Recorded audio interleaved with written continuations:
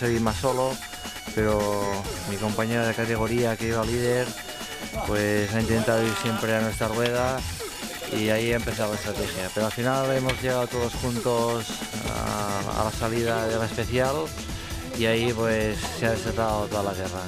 Ha habido muchos ataques, finalmente yo he podido irme en uno de ellos y al final he podido ganar la etapa.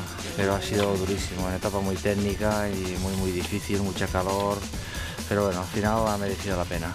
No he querido luchar, me he puesto con el grupo ni ataques ni nada, a mantener tiempo y a guardar mecánica. Hoy la etapa ha sido muy dura porque, bueno, teníamos ahí el liderato en juego y Jordi ha atacado, yo lo he seguido detrás, en la bajada se ha ido y bueno, luego hemos estado haciendo la lucha, pero yo creo, bueno, se tienen que ver los tiempos, pero me lo ha quitado, pero bueno, ha sido una etapa muy bonita, dura y bueno, si me lo ha quitado, pues ole.